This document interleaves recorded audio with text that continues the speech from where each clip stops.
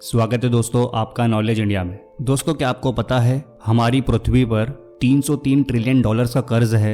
जी हाँ दोस्तों, इसे ग्लोबल डेब्ट कहते हैं और ये 303 ट्रिलियन डॉलर्स तक पहुंच चुका है। पर ये कर्ज हमें देना किसे है और ये पैसा हमने किससे लिया था? ऐसा कैसे हो सकता है कि अमेरिका जैसे बड़े सुपर पावर देश पर 30 ट्रिलियन डॉलर्स का कर्ज हो और भारत पर क्यों 2.3 ट्रिलियन डॉलर्स का कर्ज है? ऐसे कई सवाल शायद अब आपको भी परेशान कर रहे होंगे, तो घबराइए नहीं, आज हम इन सभी सवालों के जवाब देने वाले हैं। तो इस वीडियो के अंत तक बने रहिए मेरे साथ। चलिए शुरू करते हैं वीडियो को बिना वक्त गवाए।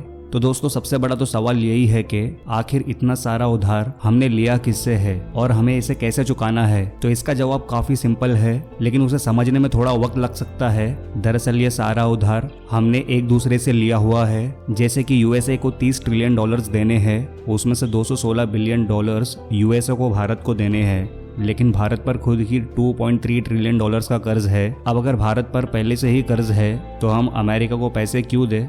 इसके लिए हमें दो कॉन्सेप्ट्स को अच्छे से समझना होगा। पहला है ग्लोबल डेब्ट और दूसरा है गवर्नमेंट बॉन्ड। ग्लोबल डेब्ट का मतलब होता है कि दुनिया में जितना भी कर्ज है इसे सारे देशों के नेशनल डेब्ट को ऐड करके निकाला जाता है। हर देश के नेशनल डेब्ट में सरकार का खुद का कर्ज, वहाँ की कंपनीज द्वारा बोरो किया गया डेब्ट और प्राइवेट डेब्ट शामिल होता है। ज्यादातर देशों में जो टैक्स कलेक्ट किया जाता है वो सरकार के खर्च से कम होता है, इसलिए सरकार को कर्ज लेना पड़ता है। लेकिन इस कर्ज को लेने के लिए सरकार देश को गिरवी तो नहीं रख सकती, इसलिए वो बॉन्ड इशू करती है। इन बॉन्ड्स को कोई भी खरीद सकता है। अगर आपने 10,000 रुपयों का बॉन्ड खरीद लिया है तो सरकार आपकी कर्जदार हो गई है। इन बॉन्ड्स को कुछ टेम्पोररी वक्त के लिए इशू किया जाता है, जिस बीच में सरकार आपको 2 से 4% का इंटरेस्ट भी देती है और साथ ही बॉन्ड से खत्म होने तक का पूरा पैसा भी आपको वापस कर देती है। इस तरीके से ये बॉन्ड एक लो रिस्क इन्वेस्टमेंट बन जाते हैं, जिस वजह से लोग इन बॉन्ड्स को खरीदते रहते हैं। यूएस गवर्नमेंट भी इस तरीके के बॉन्ड्स इशू करती है और इन्हीं बॉन्ड्स के तहत भारत ने भी उन्हें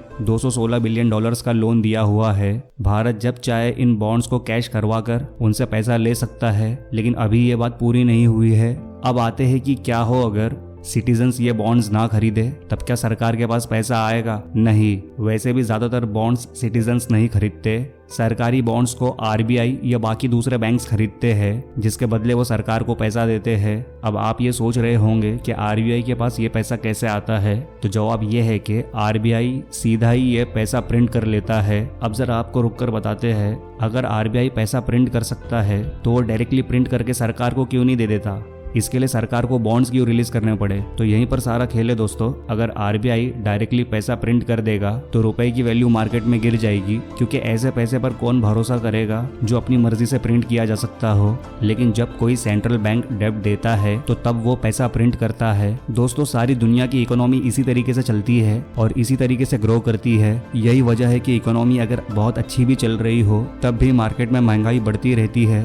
10 रुपए की वैल्यू जो आज से 20 साल पहले थी वो आज नहीं है, क्योंकि आज के टाइम में सर्कुलेशन में ज़्यादा पैसा है और ऐसा ही आगे भी चलता रहेगा। भारत की इकोनॉमी चाहे जितनी भी ग्रो कर जाए, चाहे भारत दुनिया का सबसे अमीरी देश क्यों ना बन जाए, तब भी 10 रुपए की जो वैल्यू है वो गिरती ही रहेगी।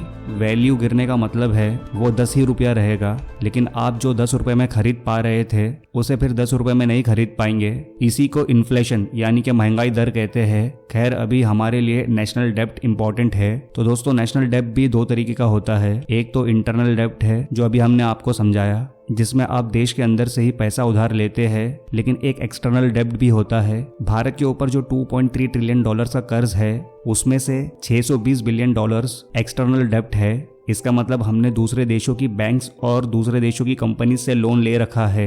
इसमें एक तीसरी चीज भी आती है, डेब्ट टू जीडीपी रेशो, यानी कि जीडीपी के हिसाब से हमारा कर्ज इस वक्त कितना है। भारत की बात की जाए तो भारत का डेब्ट टू जीडीपी इस वक्त 77.86% है, लेकिन बहुत से ऐसे देश हैं जिनका डेब्ट उनकी जीडीपी से कई ज्यादा है।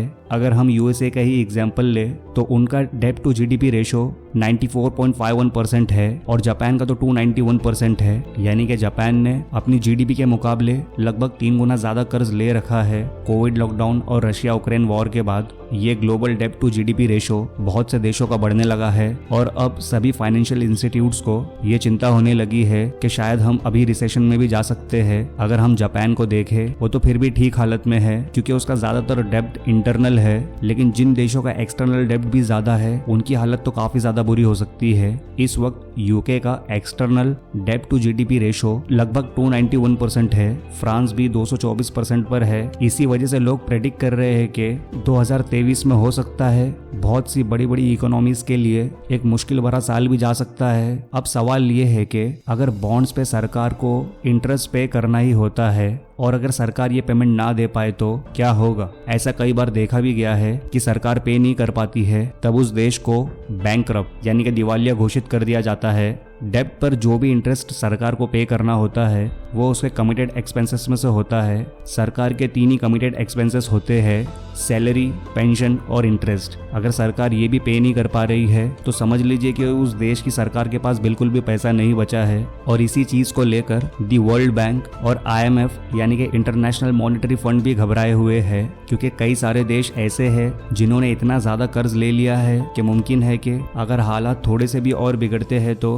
वो देश दिवालिया हो जाएंगे। इस स्टेट को इलिक्विडिटी भी कहा जाता है। ऐसे में वो देश अपनी सभी तरीके की पेमेंट्स को रोक देता है। इस सिचुएशन में उस देश के बैंक्स भी मुसीबत में आ जाते हैं, क्योंकि बैंक्स के पास अपने कुल जमा पैसे का 3 से 4% कैश के रूप में जमा होता है। बाकी सारे पैसे को तो वो लोन्स या इन्वेस्टमेंट में लगा देते हैं। जब कोई कंट्री ऐसे सिचुएशन से गुजरती है तो सभी नागरिकों को पैसे की जरूरत होती है, तो वो बैंक्स की तरफ दौड़ते हैं। फिर बैंक एक लिमिट लगा देते हैं कि हर अकाउंट होल्डर सिर्फ कुछ ही पैसे अपने अकाउंट से निकाल पाएगा। इस तरीके की सिचुएशंस में कई बार ऐसा भी होता है कि किसी देश में मान लीजिए क्रांति आ जाती है, लोग सड़कों पर उतरने लगते हैं और अपनी देश की सरकार का तख्ता पलट कर देते हैं। ऐसी सिचुएशन में जब कोई नई सरकार बनती है तो वो ये कह सकती है कि जो लोन इस देश पर है वो इस देश का लिया हुआ नहीं बल्कि पिछली सरकार के द्वारा लिया गया था, तो इसलिए वो उस लोन को पे नहीं करेंगे। आपने देखा ही होगा कि किस तरह थोड़े वक्त पहले श्रीलंका में महंगाई अचानक से बढ़ गई थी। ये भी इसीलिए था कि वहाँ की सरकार अपना कर्ज नहीं चुका पा रही थी और फिर बैंक्स के पास भी पैसे नहीं थे। जिम्बाब्वे, वेनेजुएला, ग्रीस और ना जाने कितने ही देशों में ये पहले भी होता हुआ देख ही चुके हैं। इसलिए ग्लोबल डेब्ट का बढ़ना भी एक तरीके से चिंता का विषय भी है। और इन सब में एक देश वो है जो बहुत ज़्यादा खुश है और वो है चाइना। 2017 में दुनिया के टोटल जीडीपी का 5% हिस्से के बराबर चाइना ने ना कि सिर्फ बाकी देशों को लोन दे रखा था, आज भी अगर हम डेवलपिंग देशों की बात करें तो उनकी टोटल कंबाइंड जीडीपी का 15% हिस्सा उन्हें कर्ज के रूप में दे रखा है। दोस्तों, इसे समझने के लिए तो इकोनॉमी पढ़ने की भी जरूरत नहीं है कि जब चीन को अपना पैसा वसूलना होगा तो वो किसी न किसी प्रोजेक्ट पर कब्जा करके वसूल ही लेगा। तो दोस्तों, खैर ये तो था ग्लोबल डेब्ट। इस बारे में आपकी क्या राय है और जो कर्ज भारत पर है उसे आप किस तरीके से देखते हैं?